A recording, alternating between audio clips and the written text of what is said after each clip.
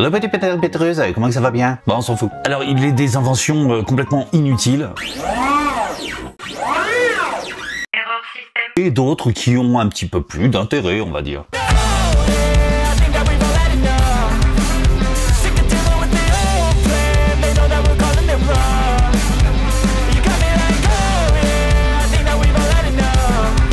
Celui de Paco, comprenez, Painter Companion. Painter Companion. Painter Companion. Painter Companion. Oui, moi je trouve que je ne dois pas rougir de mon anglais. Hein. Le compagnon des peintres. Bon, oui, bon, ça va, Antoine, non. Les gens qui me regardent ici sont pas des neuneux. On avait compris que tu vendais pas des frigos. Paco a suscité, j'ai du mal avec son nom, Paco, ça me rappelle, ouais, toi aussi, hein. Ouais, vas-y. Paco, Feu, d'ailleurs, oui, il est mort, celui-là. Paco a suscité chez moi une certaine curiosité. Déjà parce que un gentil painter, comme toi d'ailleurs, je tairai le nom, hein. Il faut dire que j'ai oublié son nom. Donc je disais, un gentil petit painter comme toi m'a contacté pour me parler de Paco. Je me suis dit, qu'est-ce que c'est que cette connerie? Forcé de constater... Alors quand on titille à ce point mon organe le plus affûté de mon anatomie apollonienne, j'ai nommé la curiosité. J'ai donc contacté le créateur de ce fameux robot. Et il m'a répondu. Tu m'étonnes, c'est Dr Peinture quand même qui t'appelle. Oui, je vous connais bien, oui, j'aime beaucoup vos vidéos. Ça va Antoine, je te fais une vidéo, elle est gratuite, hein, arrête de... Je me fais les oreilles en même temps. Ça tu l'enlèveras parce que c'est pas très sérieux, il va pas aimer. Oui, c'est un docteur.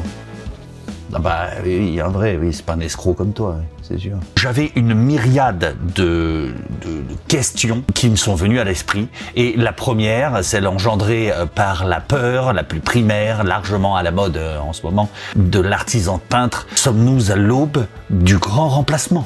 Oui, bon, quand je vois le travail de port de certains, je suis quand même pas loin de le penser. Revenons à Paco. Pour cette vidéo, je serai accompagné d'Antoine, Néné pour les intimes, le créateur de la bête, The Beast. Un vrai docteur, lui, hein, pas un escroc comme moi. Bonjour, je m'appelle Antoine, je suis le fondateur de Les Compagnons, je suis docteur en robotique et vivant depuis toujours. Alors, une question légitime court déjà sur mes lèvres pulpeuses. Ok, docteur en robotique, c'est quand même mieux que charcutier pour créer un robot. Mais la peinture, il y connaît quoi là-dedans? J'ai découvert le bâtiment au travers de ce projet et en rencontrant des peintres. Et puis d'abord, c'est quoi cette société? Pourriez-vous nous expliquer ça, mon cher Néné? Comment est né ce projet un peu foufou? Les Compagnons, c'est une start-up lilloise qui existe depuis 2018. Au début, c'était une idée à moi, enfin, je dois dire avec un petit coup de main de ma femme. Et pour tout vous dire, Paco, initialement, c'était un robot maçon. Mais on s'est rendu compte que chez les peintres, on pouvait résoudre des problématiques de pénibilité, de recrutement et des problèmes de marge qui sont de plus en plus faibles. Et c'est pour ça qu'on s'est orienté vers la peinture. Attends, où est-ce que je l'ai? Tu vas voir.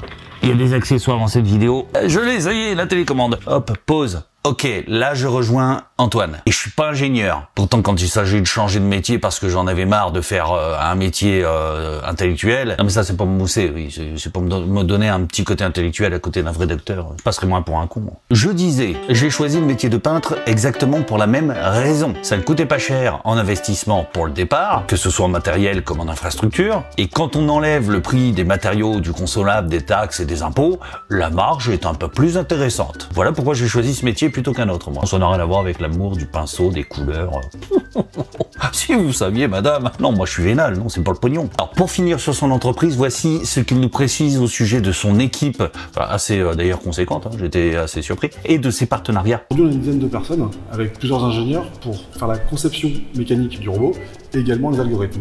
Comme on est des ingénieurs et initialement pas les acteurs du bâtiment, mais en fait on a noué des partenariats industriels avec deux grands acteurs, Unicalo et AkzoNobel. On échange tous les jours avec des gens du bâtiment, des peintres et des constructeurs. D'ailleurs, si vous êtes peintre ou constructeur et que ça vous intéresse, contactez-nous. On est en train de changer de locaux parce qu'on a besoin de plus de place pour pouvoir produire le robot. Et pour ceux qui connaissent, eh bien on sera dans quelques semaines à la Pilaterie, près de Lille. Alors attaquons le vif du sujet. Quel est le rôle dévolu au robot au sein d'un chantier? Les petits malins, ça n'a rien à voir avec les... Non, parce qu'on a en droit de se demander si Paco va pas nous tirer notre boulot. Bah au fond, pas vraiment. Parce que ça reste un outil complémentaire des chantiers de grande envergure. Il remplacera une main-d'œuvre qui, de toute façon, est plutôt peu ou pas qualifiée, hein, quand le patron arrive enfin à mettre la main sur un peintre. Passer un coup de rouleau sur 400 mètres carrés, y a pas de quoi, enfin, je veux dire, c'est pas de la peinture, le mec qui fait ça, il va pas faire Versailles demain, hein, si tu veux. C'est pas Charles Lebrun, le gars, hein. Il va donc effectuer des tâches rébarbatives, comme passer le rouleau sur de grandes surfaces, en utilisant un système très ingénieux, plutôt inspiré quand même des stations airless. Mais dans l'avenir, ces tâches s'élargiront au ponçage, à l'enduisage et au réchampissage, sans masquage. Si tu connais un mot en âge, écris-le en commentaire. C'est à la mode ce genre de défi de puceau. Aujourd'hui, Paco fait essentiellement de la mise en peinture sur des couches d'impression ou de la finition, avec une productivité d'à peu près 180 m² par heure. Si on additionne les changements de batterie, de peinture, le fait de bouger le robot, on va être à peu près à 1000 m² par jour. Il faut bien comprendre qu'un robot pareil ne sera jamais déployé sur des chantiers sur lesquels un artisan est d'ordinaire contacté. Déjà parce que il prend de la place, Paco, presque autant que moi. Hein, il fait pas loin de 300 kg, le bordel. Et que niveau économique, ça vaudrait pas le coup de le déployer sur un petit chantier, une petite salle de bain ici, un plafond par là. Puis bon, comme je le disais, la bête fait son poids. Et j'imagine mal une entreprise appelée une grue pour aller faire le plafond de mémé au premier étage de son EHPAD. Le premier truc qui m'est venu à l'esprit. Alors on n'est pas là pour refaire la toilette de mémé ni sa cuisine. Nous, ce qui nous intéresse, c'est d'avoir du volume, des grands espaces pour que Paco puisse déployer ses ailes. Paco, c'est un gros joujou, il fait 300 kg. Pour le transporter, on a des chariots, des montes-escaliers. On a déjà fait plusieurs tests en conditions réelles sur des chantiers. On s'est rendu compte par exemple que la garde au sol était trop faible parce qu'un chantier, c'est un chantier.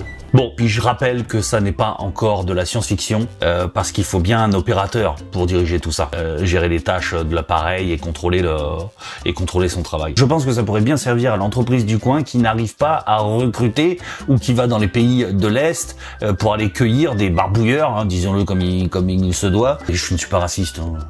Oh, je sens déjà le syllogisme là. Oui, chemise brune, docteur peinture. Et j'ai rien contre les pays slaves, hein. J'adore le vodka. Non, mais par contre, un mec qui sait pas peindre, voilà, c'est pas la peine d'aller le chercher à l'autre bout de l'Europe. Hein. Non, tu l'appelles Paco. Voilà, tu vois le truc. Pas besoin d'être ingénieur pour utiliser Paco, on a vraiment voulu un process qui soit le plus simple possible. C'est en 3 étapes. La première étape, c'est un scan, donc là c'est 20 secondes, on appuie sur un bouton et la machine fait la digitalisation de l'environnement toute seule. Ensuite, on vient programmer la machine, c'est-à-dire qu'on vient visualiser la maquette, sélectionner avec le doigt les surfaces à peindre, on va cliquer sur le mot qui nous intéresse et on cliquera pas sur le mot qui nous intéresse pas. Une fois que Paco sait ce qu'il doit faire, il travaille en toute autonomie. Alors, en tant que bon peintre pragmatique et surtout en tant qu'homme, je déteste le nettoyage. Et je dois pas être le seul. Alors j'imagine que Paco, ça doit être une sacrée merde pour aller le nettoyer. C'est souvent une opération qu'on n'aime pas faire quand on fait de l'airless. Et là, c'est entièrement automatisé. Ça veut dire qu'une fois que Paco est parti, on appuie sur le bouton nettoie Paco. Et là, pendant une quinzaine de minutes, Paco va se nettoyer tout seul, comme un grand. Et ça, c'est un gros avantage parce que c'est chiant le nettoyage, on n'a pas d'airless. Pour finir avec la peur du grand remplacement de l'homme par les machines, Antoine a encore une réponse et plutôt bien argumentée. C'est sûr, le travail qui est fait par Paco, il n'est pas fait par des peintres. Mais vous en trouvez beaucoup, vous, des peintres qualifiés qui sont prêts à tartiner des kilomètres carrés de peinture. C'est un métier qui est difficile, on a beaucoup de mal à recruter. Paco, c'est une vraie solution. Quant à la question de savoir à quel moment Paco va enfin pouvoir remplacer tous ces barbouilleurs de l'Oural et de France, hein, parce que il n'y a pas besoin d'aller péter aussi loin pour avoir des mecs qui sont des manchots, tu vois. Et encore, il y a des mecs qui peignent à la main et au pied qui peignent 100 fois mieux, tu vois. Aujourd'hui, on termine la certification pour le lancement de marché. On envisage les premiers déploiements commerciaux en France, au Royaume-Uni et au Benelux. Conclusion, Gaston. Bon, par contre, Mémé, je m'inquiète pour toi. Non, vraiment. Ou tu travailles trop, ou tu manges pas à ta faim. Ou les deux. Bah ouais, fais une pause, hein, de temps en temps, tu manges un truc un peu plus consistant que des carottes, hein, et du boulgour. Si Paco t'intéresse, tu peux signer là. Il perd pas le nord, Antoine, hein. Bon, pour un Lillois, c'est bon, c'est fini. Du coup, je te dis à bientôt pour de prochaines. Oh, Dieu. Super. Ciao, ciao. Si tu es arrivé jusqu'à ce message, c'est qu'il t'arrive de regarder à fond mes vidéos. Ça me fait quelque chose.